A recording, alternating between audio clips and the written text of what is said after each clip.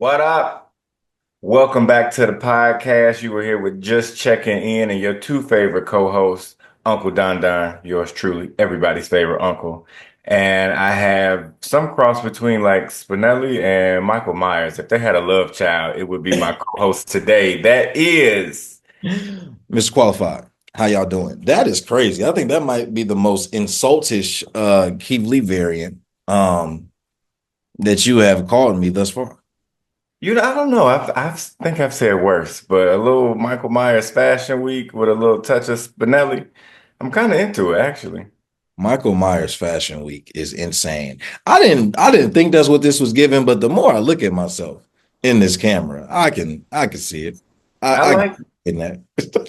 If you got invited to a Halloween party last minute or you just didn't really care about a costume, I could see you going, maybe not that hat, but you wearing that and be like, oh, who are you? And be like, Michael Myers, Mikael Myers.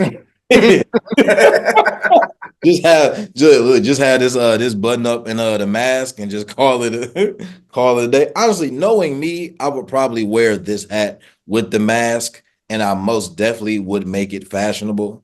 But neither here nor there. Neither here nor there. But man, this is post Thanksgiving. We are recording. So how did Thanksgiving go? How did the holiday season go for you? Small and mighty, the core group, typical foods, hoping to switch it up for Christmas. Thanksgiving in my family is also birthday season. So my nephew turned 15, my niece turned 18, and today, actually, that we are recording is a double celebration. It's my sister's birthday. So shout out to Brandy and every other Sagittarius watching. Um, and it happens to also be my hair anniversary, if that's a thing. It is. I got my last haircut 5 years ago today. So this is 5 years worth of Mayo products. Hey, I seen something. I seen something on the TikToks about Miel making people hair fall out. Which is not true. I am not a paid sponsor of them, or one I can attest that this shit is real. But I did see Mael commented back on that, and some competitor, I don't know who, I'm not gonna get into it for real, but some competitor paid somebody or an influencer to say these things. So I think they might be going through like a defamation lawsuit or something, but it's not real. Their like formula has not changed from what I'm aware of, from what the Mayo folks were saying. Um, my hair ain't fell out, so I'm gonna keep on using it. I mean, clearly. I mean, this is insane. I mean, we must talk about the hair journey for just a quick second because I remember you in the early stages when it was just curly fro. Yeah. It was just curly fro. Or even I'll take you a year before that. You remember when my hair fell out? I had that bald patch. Oh, yes. Yeah. Life and work was stressing me out and it was gone. It was gone. A little finger cross and jojoba oil kind of got it back. And then I got sick. The pandemic took off, and so did my hair follicles. So, yeah, shout out to my hair. Shout out to my sister who also does my hair often. I actually did this for real for the first time myself. So, I'm super proud of that. So, 5 years in, and we got a Sagittarius to celebrate. So, it's a good day. Yeah, you got a lot of celebrating to do toward the end of November. Too much. No, completely understand. But glad that the weekend or that the holiday itself was well. Spent this one away from I ain't spent it away from family, but it wasn't my mama and them, which is I which got is which is a bit uncommon. But I will be seeing moms and them soon, which is why Thanksgiving was I got a little bit of a pass, if you will, because we'll be celebrating mom's birthday very, very soon. But nonetheless, yeah. But today, I feel like we have a really good topic that we talk about in passing or passively all the time. But I think it'd be cool to have a concentrated conversation on it, if you will. But the three main themes, friendship, masculinity, and accountability. I don't think that's the word I had in mind, but maybe it is. It is. Disregard me. Nonetheless, we were talking off screen and we both acknowledged that we were kind of like anomalies from the stereotypical thought of what like male friendships look like or what a lot of people assume for them to be. But do you think there was a point where you kind of realized that you approached maybe just your friendships in general, but more specifically your friendships with men as it relates to the masculinity that can sometimes get in the way of it being intimate, for lack of a better word? Do you feel like you had a moment where that stood out to you very blatantly or directly? I mean, it's short enough for real. I feel like I've grown up with very intimate friendships and like platonic relationships just because we were always so close. So all of my friends, I feel like I grew up with as an extension of family. I went to the same school from kindergarten to eighth grade. And my core group of friends either started kindergarten or first grade with them, with one outlier coming in seventh. And then a handful of us went to high school together, and finished all 4 years of high school together.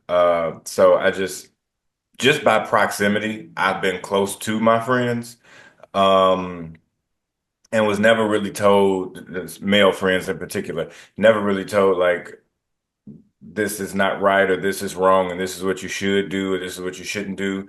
It just was. So I took that as a foundational understanding, and as I became an adult, an older person, like followed the same formula. As I got older, I realized maybe not other men, black men specifically, talking about my friend groups, grew up the same as me. Mm. So that was a little different, but I don't know. I think it's just always been warm. It's always been love. Like we've always talked and engaged with each other. So I don't think I've seen that any differently. What about you? Yeah, I don't think that I didn't ever have the experience thinking about from early on, but I think it wasn't until I was older that I realized that the experience wasn't common or that there was even something to make a distinction with. Like Hmm. always had at least a friend or two, I would say, or at least a mentor or two, I could say, that showed me that there could be a intimacy in male friendships from the standpoint of feeling comfortable talking about things that are stereotypically uncomfortable for us to talk about or that we feel like we're not supposed to make public or share, with anybody. So I always had those type of friendships, but I feel like I had more friendships where that was tested or they fit the more stereotypical definition. But I just think I struggled with it a lot as I got older because I thought that what I experienced from the standpoint of being able to, share vulnerable things or just have vulnerability with men in general, I thought that should be applicable to all my, relationships. And I quickly learned that it's not, and not always because somebody doesn't want to or doesn't have a desire to be there for you or show up as a friend, as a brother, whatever. But there are people that are incapable because of how they grew up, because of how they were raised, what they were raised on, from the standpoint of how you view not even just your male friendships, but just friendships or relationships in general. So I think for me, it was more of the realization that it's an approach to relationships that kind of is the focal point or the trigger of the issue than it being a gender thing. But I do think that we have a lot of obstacles as men in forming those very close and vulnerable relationships, but they're so needed that I feel like we're at a crossroads now where it's like, I don't know, sometimes, at least for me, it feels like you're deciding on keeping a friendship or keeping somebody around and almost maybe not so much your peace, but your comfort from the standpoint of what you want your relationships to look like if you want to be able to go past a certain threshold, with those friendships and with the men in your life who you are close to, who have access to you, things of that nature, because all that's important. And I don't think that us being men stops that from meaning something or having an impact on us, if you will. So I would say Mhm. that's also been my experience. Two quick questions. Do you hug your male friends now? Yes, but it depends. So there are some male friends that I legit like just hug. Like it's a hug. There are other male friends where it's a handshake and it's like an embrace. It's not Hmm. like a hug, but it's a, my dog, we in there, what I'm saying? But it's Right. not a come here, bro. You know what I'm saying? So it's a difference. But I think the embracing of itself is still has the Yeah. same symbolism. But yeah, there's a bit of a difference though. So that's now. Second question, did you grow up hugging your friends? Did you grow up as a hugger at all? And if you did you grow up hugging your friends? I don't know if I grew up as a hugger in general. I wasn't like a non-hugger. I just wasn't one of those people that's like, oh yeah, I hug. But I think with men specifically, no, I didn't hug. No, I didn't really hug at all. I mean, not it definitely wasn't the majority. There will be moments, but it was very, far few in between. So Hmm.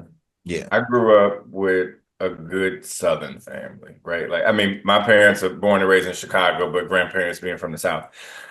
So I grew up in a good Southern family that was just essentially all love all the time. So it was all about hugs. And then you grow up in church and everybody hugs for Jesus. So there's that. So I just grew up as a hugger and being emotionally aware, like, okay, cool. Like I gauged it, if like, oh, do you go in certain places, you read the room and you shake a hand, or you go in a room and you hug people, because that's also like an age dynamic. I don't think just like immediately gender thing. Yeah. So like a hug or some type of embrace. If it's a church hug, it might be a little side joint, like, okay, just Jesus a little bit. But I think I think because of that, like that's what I grew up with. And I didn't have any blood brothers growing up, but I obviously shouted out my sister and we are super close. We were even talking the other day saying like we don't get how siblings are not close. Like we talked about y'all, you and Aaliyah being close, given a small age gap, because my sister and I have a much larger age gap. But I see some of my friends and they have siblings and I'm like, y'all don't talk about them, y'all don't talk to them, like whatever. So that core love and embrace, I learned early on. So I was like, oh, this is my sister who is my sibling, and this is how it is. So if I have my friends who I view the same way, this is how it is. I didn't see like, boy, girl, that kind of thing. Like, oh, you don't give your friends hugs. And you see little kids run up to each other in nursery school, like, oh, or kindergarten. Oh, I'm so happy to see you. We're gonna go and play on the slide. Like, when did we lose that? When did we lose that recipe?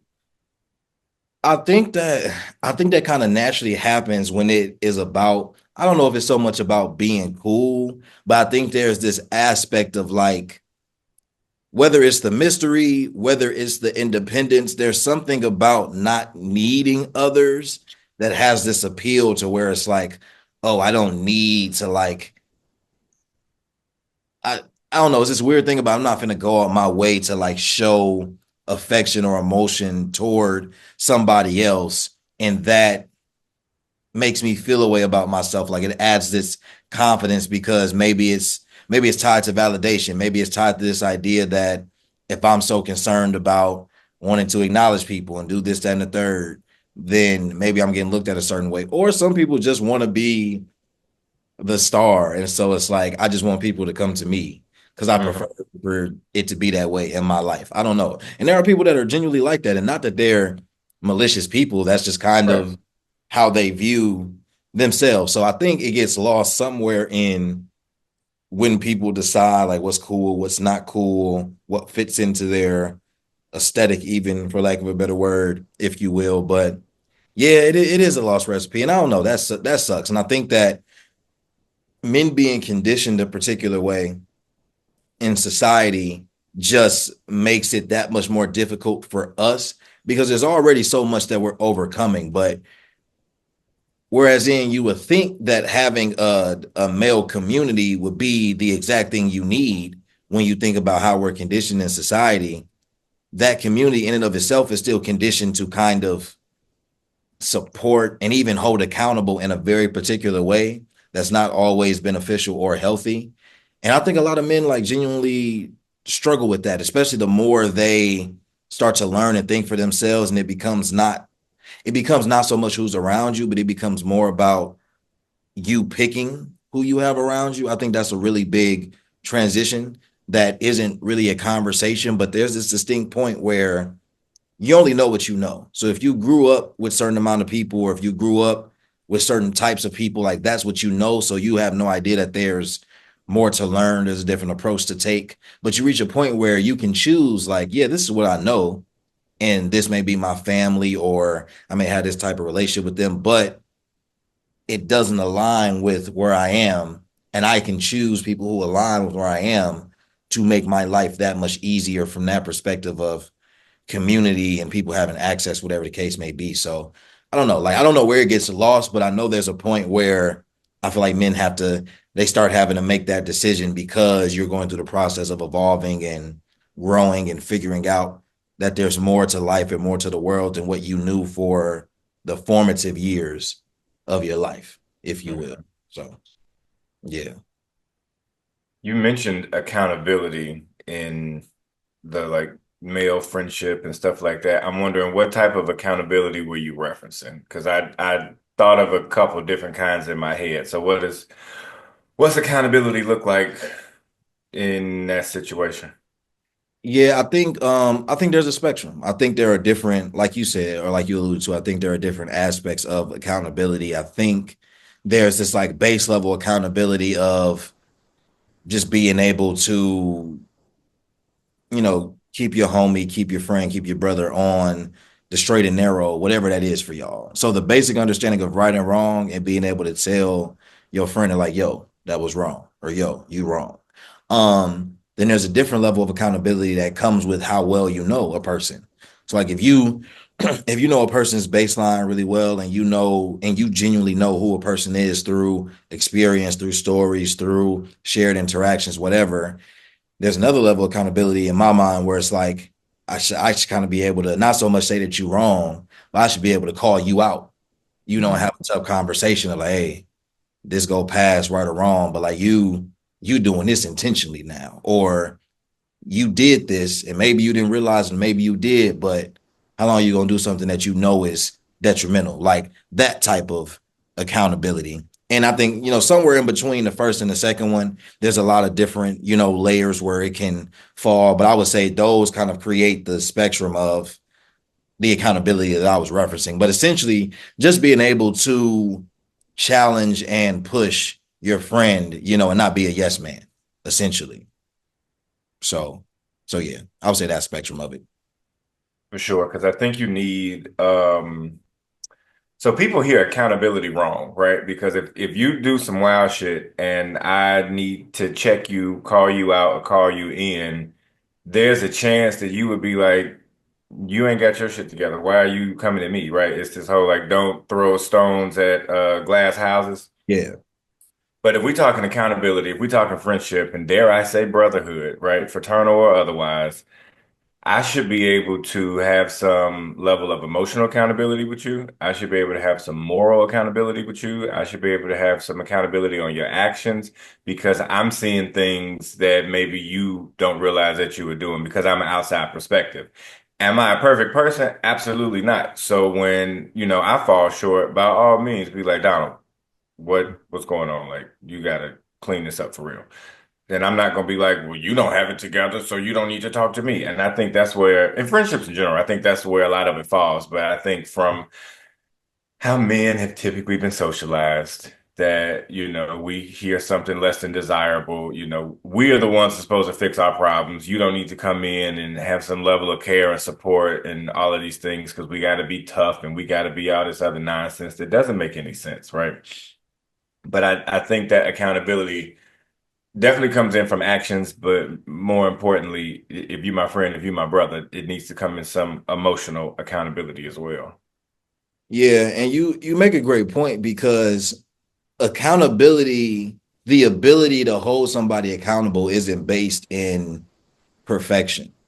Like there is no perfect Right. person, there is no unflawed person. So accountability can't come from this place of, oh, well, this person can't tell me something that, you know, they've done or that they're doing. When in fact, that is really a large part of why someone might be the person to say that or be the person to hold you accountable, because I think it's imperfections that allow us to, how am I trying to say it?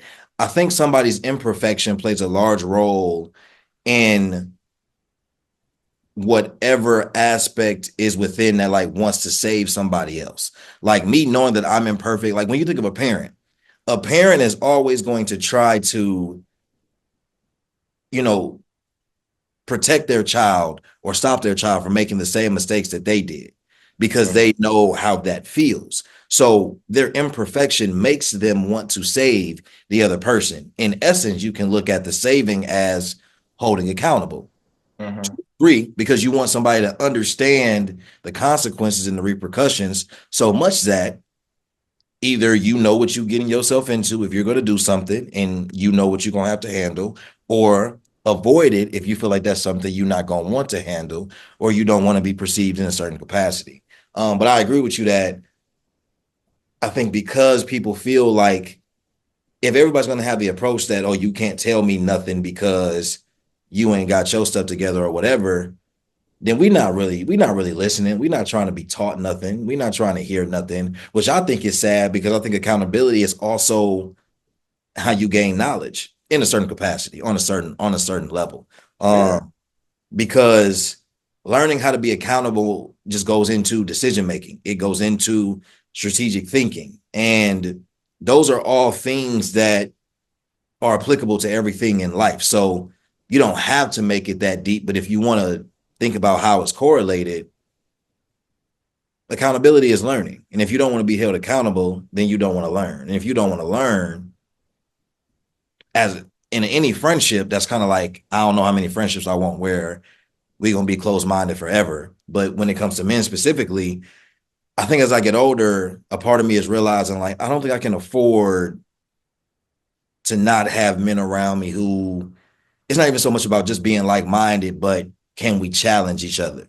Can we teach each other something? Am I learning something from being around you, having you around, etc.? Like I think that's important. So I think that all kind of plays a role in how those friendships can look, because if it's stagnant from the standpoint of I'm not really learning nothing from you, you're not adding something to my life, like Yeah. with anything else, it's kind of like, can I keep you here? But because it's a relationship, because it's men, because it's that all that masculinity, all that, pride and testosterone, it adds a lot of layers of like, well, now like what is disrespect and what is this, that, and the third. And I think that, we get caught up in that a lot as men. But yeah. Yeah. People be in their feelings. If I'm being honest. Like And men be in their feelings a lot more than they want to admit to. men be in their feelings the most. Facts. Like, dude, go and get out my face. Because I just feel like if you're gonna fix your lips to say that you have an expectation of something, then that means accountability should naturally follow.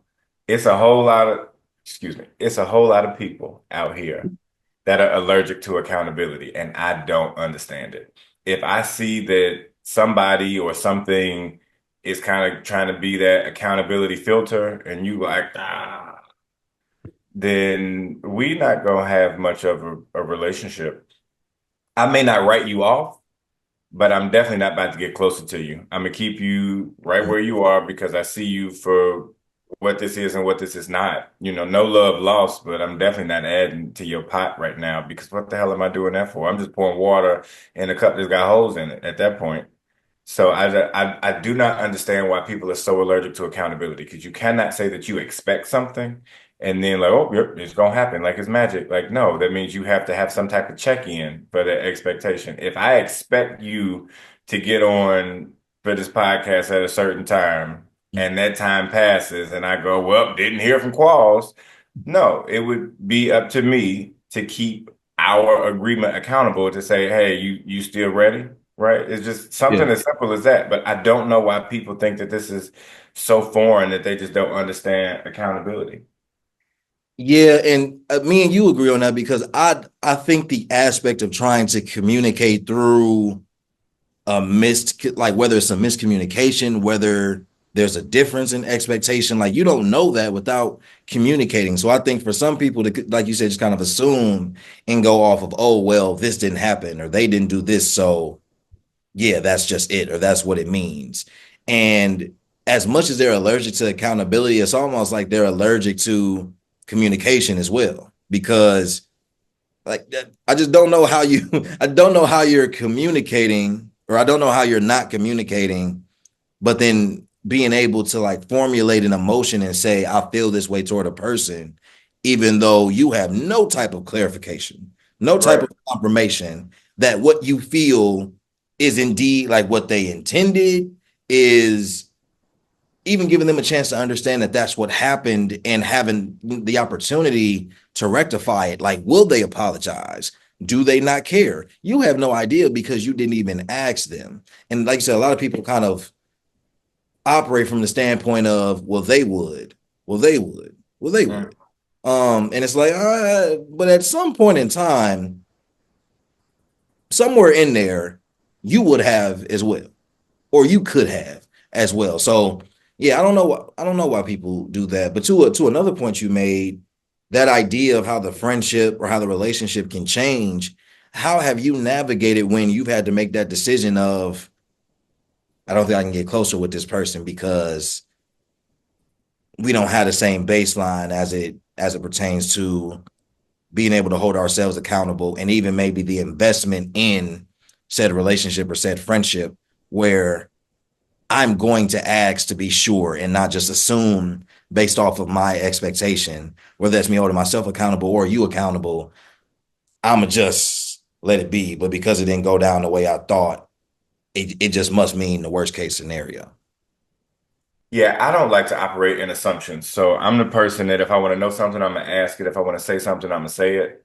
So if I'm the party directly involved in said situation, I'm gonna bring it to you. I might not do it in that moment because I'm like, you know what, I'm feeling the way. Let me pause, or let me not add to the fire because there's some other stuff going on. But say it's you and I'm gonna say something. Now, if it's you and another friend that we are all friends with, and y'all have something going on, if I care enough, I'm Yeah. gonna interject and be like, "What's good?" But if not, I'm gonna watch you do you, and I'm gonna take a step back because I'm seeing parts of your character. They haven't been, applied to me and exercised to our relationship, but it's a possibility there because something's going on that I'm not kind of vibing with. So I'm gonna start to take that step back just to see, making sure I'm not, seeing what that is. But no, I'm definitely gonna bring it to your attention because what the hell is going on? Because if I sit there, right, if I sit there and be like, oh, Qualls over here tripping, and I keep going back, let me look in the mirror because now I look like a fool, right? I'm not keeping myself accountable in this. And I think if we still on the accountability train, like the more we can keep each other accountable as friends, as brothers, as black men, like that is the kind of playground and practice arena for all other relationships. We can be better sons, we can be better friends to other people, we can be better partners, we can be better brothers, better husbands, all of these things. Because if you don't have it with your friends, like that's where you learn social dynamics. So I feel like Yeah. you got a thought on you. I'm gonna let that get off, but I got a question. So Okay. go No, ahead. that was a really great point in terms of it being a practice arena, because and I think that's the part that I can only speak from the male perspective, but I think that's the part that is missed amongst men. And whether it's the masculinity thing where we don't want to be told what to do or whatever, whatever, but it's like just being open to different perspectives, being open to being challenged, not out of being wrong, but just even Yeah. being challenged to look at things from a different perspective. Wow, maybe there's a way I can approach the relationship with my mom, with my sibling, with my children, with whoever, just because I was open to a different perspective from somebody who maybe lived life a little bit differently than I did, from somebody who experienced something in one of those relationships that I didn't, but I can apply, something from what they've learned to my situation to make it better. And make it better doesn't always mean that something is wrong.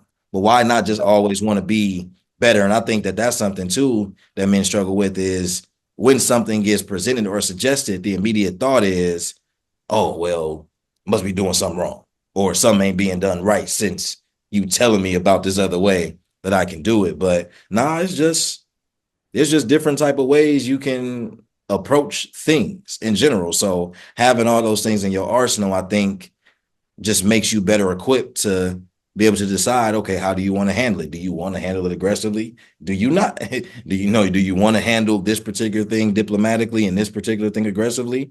Well, you got to know how to turn on, which switch type of deal. So, it's a lot more layered than that, but in essence, just being open to new perspectives. But I don't know, that was good, man. I feel like it was a lot of good topics in there, a lot of good things to talk about. Hopefully, if you're navigating it, if you not, if you know somebody who is, let them know. Share it. I think it's just a good thing, whether you want to look at it from the male perspective, whether it's just in general. I think it's all applicable, honestly, when you talk about relationships and friendships especially as we get older at this age. But be able to be held accountable and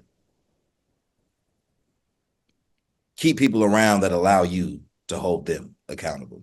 Because there's some aspect of loyalty there. I don't know how it makes sense. I don't know what the equation is, but something there makes sense. So keep it going. especially in friend groups.